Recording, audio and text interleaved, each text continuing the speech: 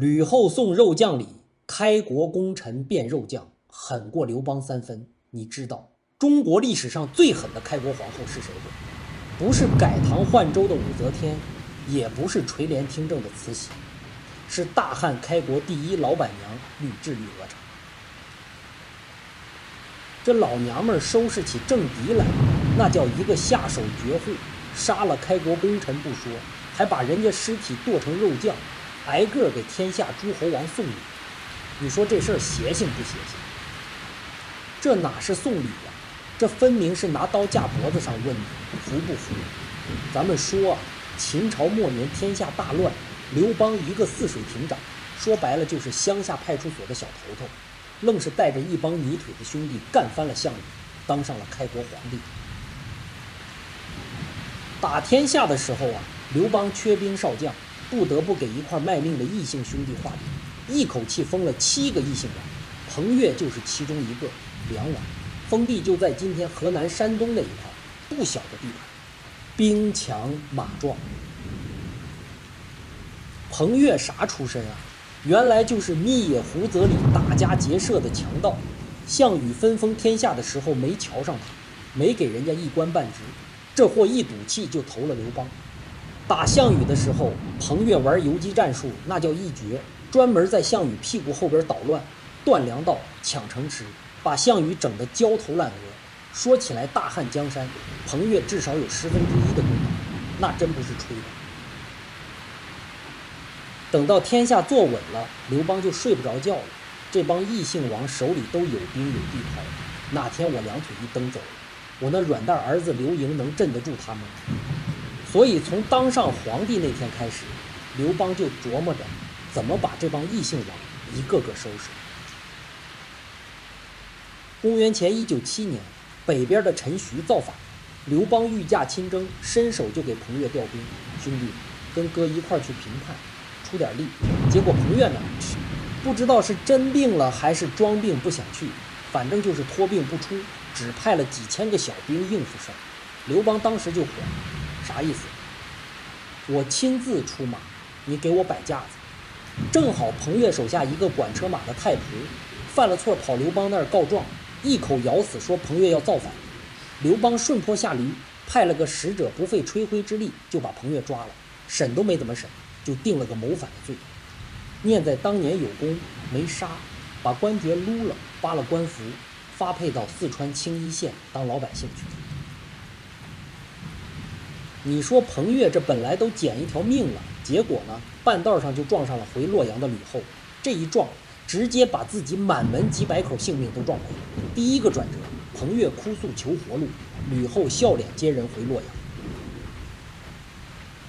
彭越一看見呂後的車駕，那真是落鬼碰見了觀音菩薩，撲通一聲就給呂後跪下，一把鼻涕一把淚的哭，說娘娘啊，我真沒反啊，我對劉邦那是忠心耿耿啊，我歲數大了，也不想爭什麼，就是求個平安，能不能別讓我去四川那荒山野溝，就讓我回我老家昌邑養老行不行？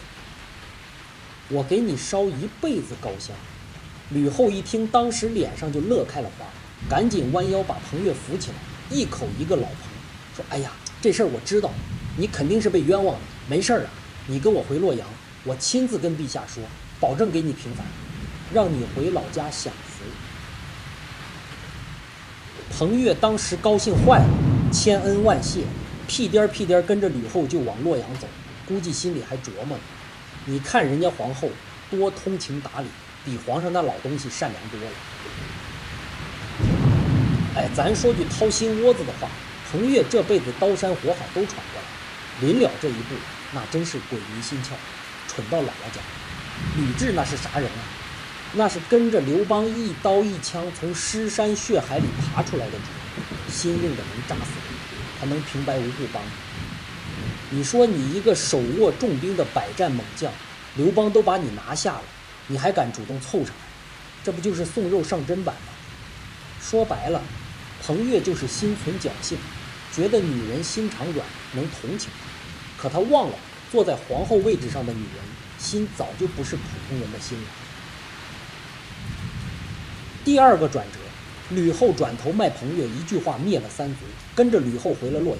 呂後轉頭就去見劉邦，說的啥話？直接把彭越賣了。老彭那是啥人？那是能征惯戰的猛将，你把他發配到四川，四川的地方易守難攻，他要是在那邊招兵買馬再反一次，你說咱们誰能治得住他？這不是給自己留後患嗎？劉邦一聽拍大腿說：對呀，我咋沒想到呢？我光想着留他一命博個好名聲了，忘了这茬了，那咋办？吕雉就說了一句話：斬草除根，滅他三族。得，就這麼一句話，彭越滿門老小三族幾百口子人全都掉了腦袋。彭越自己的腦袋割下來掛在洛陽城門示眾，屍體呢，吕雉下令剁成肉醬，就是古代最狠的刑罰之一，己刑。你瞅瞅這事兒，劉邦本來就想殺彭越，可自己不好意思下手，畢竟當年一起出生入死的兄弟，殺了寒了其他功臣的心。結果吕雉主動站出來當這個壞人，給劉邦遞了一把刀。劉邦順坡下驢，既收拾了彭越，還不用單罵你。這兩口子唱的這出紅白臉，玩的那叫一個溜啊！說句不好聽的，現在職場上這不也常見嗎？老板不好意思開你，讓 HR 出來當惡人，一個路數幾千年了，套路都沒變。第三個轉折，肉醬打包送諸侯，逼反英布再拔一网。殺了彭越，滅了三族，這事兒按說就完了吧？沒有，呂雉還沒完，人家還要做個順水人情送禮，把這肉醬打包，派使者挨個給全天下的諸侯王送禮，每個諸侯王一份，明明白白告訴人家，這是梁王彭越的肉，你們嘗嘗。這一下子，全天下的諸侯王都嚇傻了。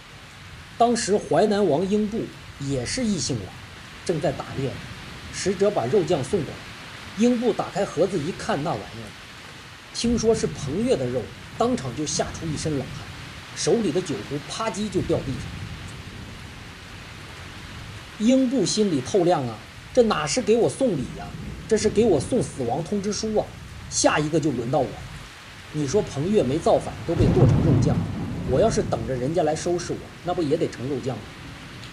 得了，反了吧！英布一造反，劉邦正好帶兵把英布也收拾了，沒費啥勁兒就又拔掉一個異姓王。你說呂雉這一步棋高不高？殺一個彭越還能當魚饵，把所有不服的都勾出來，一網打盡。這腦子，這狠勁兒，別說古代女人，就是一般老爺們都比不了。這裡還有個小插曲，彭越有個手下叫栾布，當時出使齊國回來，一看老大腦袋掛城門上，哭着就去給彭越收屍，還在城下祭祀彭越。有人報給劉邦，劉邦氣壞了，說我明令不許收屍，你敢違抗，把栾布抓過來扔鍋裡煮了。結果栾布臨死前說，當年陛下被困荥陽，向你要滅你，就是彭越在後邊擋着，你才活下来。現在你因為一點小事就殺了彭越，功臣都寒心了，你要殺就殺吧。劉邦一聽，反而放了栾布，還封了栾布当官。你說這讽刺不？劉邦這就是裝好人，罵名全讓呂雉背了，好處全讓劉邦拿，就這麼着，彭越全族被殺。封地收歸中央，7個異姓王，這下又少了一個，剩下幾個也都嚇得膽戰心驚。沒人敢再跟劉邦、呂雉叫板。沒幾年功夫，當初封的7個異姓王，就剩下一個勢力弱小的長沙王吳芮，翻不了天，剩下的全被收拾乾淨。這裡頭呂雉至少占1半功勞。劉邦死了之後，呂雉臨朝稱制，掌了大漢10幾年的權力，滿朝文武沒人敢說個不字。為啥？都叫他這股子狠勁兒嚇破膽了，連開國功臣都能剁。